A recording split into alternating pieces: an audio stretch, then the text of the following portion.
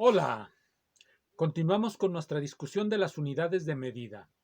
En los libros parece que es muy sencillo dar por terminado ese asunto, en los libros elementales de mecánica, en los libros que se llevan en las preparatorias.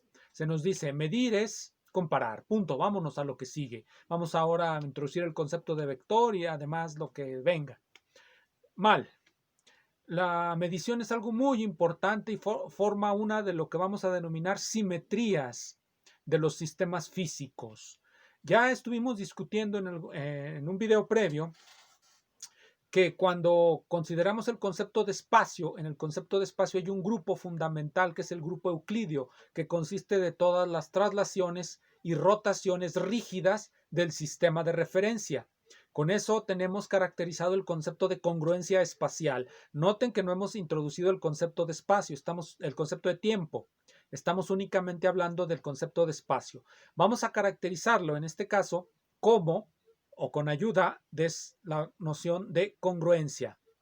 Todos los sistemas de referencia congruentes son, desde el punto de vista espacial, equivalentes y desde ahí podemos hacer física y podemos medir unidades las que queramos. Bien, también dijimos que desde el punto de vista algebraico, las unidades de medida no son números. ¿Qué son? ¿Y por qué decimos que no son números? Bueno, no son números reales porque los números reales se definen por un conjunto de axiomas. Los axiomas que nos dicen cómo podemos sumarlos, dividirlos, restarlos, si tienen inverso multiplicativo, etcétera. Los axiomas de campo. Las unidades no tienen esas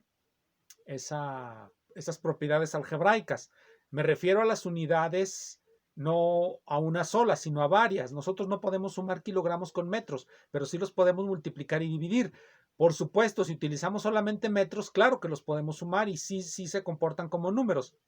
Pero estamos hablando de sistemas de unidades. En la mecánica, el sistema de unidades completo consta de 3 unidades, las de masa, las de espacio y las de tiempo. Con eso agotamos todos los fenómenos que podemos medir en mecánica. Con esas unidades debemos agotarlos. Por lo tanto, no entran dentro de nuestras consideraciones los fenómenos caloríficos, los fenómenos luminosos, las transformaciones químicas en donde lo que se transforma son moles, etcétera, etcétera. Ese tipo de fenómenos no entran dentro de nuestra concepción y de nuestra construcción de la mecánica. Ahora bien, en este libro, Problemas en los fundamentos de la física, Mario Bunge nos da una teoría matemática de las unidades de medida.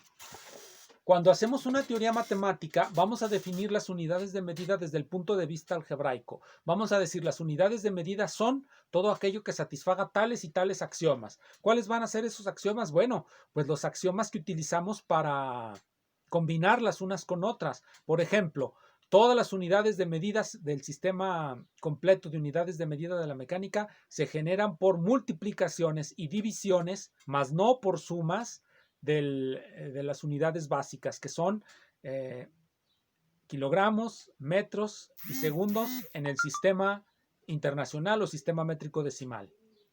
Todas esas son las básicas y cualquier otra la generamos simplemente por multiplicaciones y divisiones. Eso es lo que llama Bunge un R grupo y establece sus axiomas, que no son otra cosa que la forma en cómo operamos ya con las unidades de manera algebraica sobre el lápiz y el papel, algo que Percy Williams Bridgman también llamaba definición operatoria. Todo lo que se defina con operaciones con lápiz y papel, operaciones algebraicas, es también parte de una definición operatoria. Entonces, una definición algebraica también es una definición operatoria de lo que son las unidades de medida.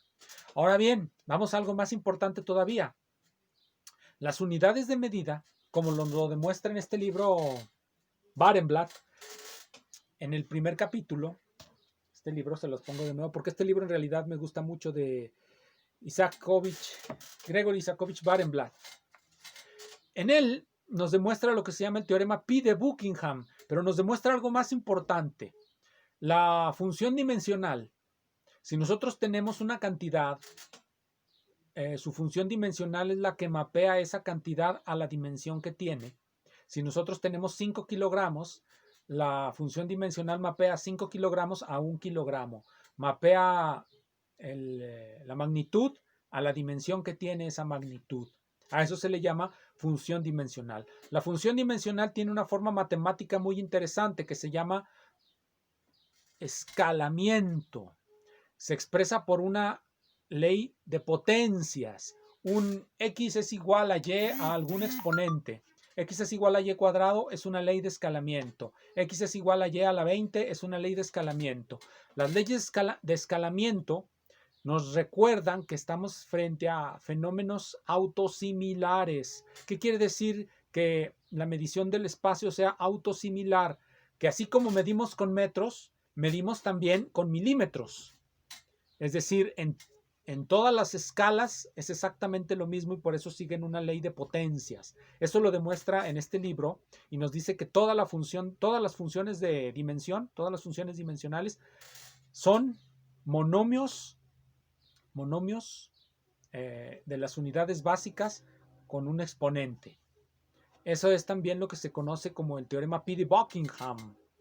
Y eso nos permite resolver ecuaciones diferenciales, encontrar la forma de muchos problemas simplemente por lo que se denomina análisis dimensional. Sería interesante que los docentes de las preparatorias supieran análisis dimensional. No necesitan saber teoría de grupos.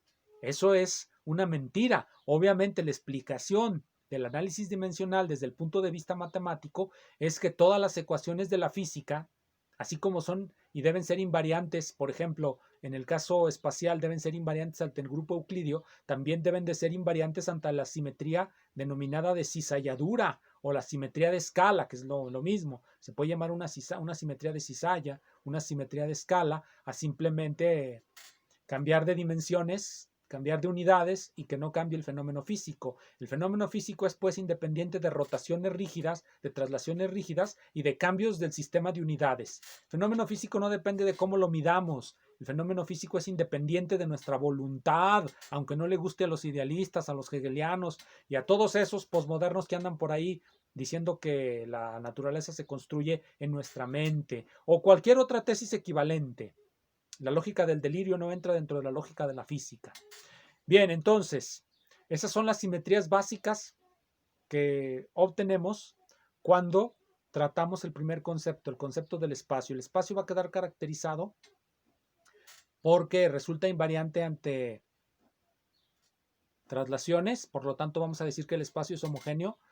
El espacio también resulta invariante ante rotaciones, por lo tanto vamos a decir que el espacio es isótropo y por lo tanto, y también resulta invariante ante reescalamientos o cambio de sistema de unidades, por lo tanto también presenta simetría de escala el espacio.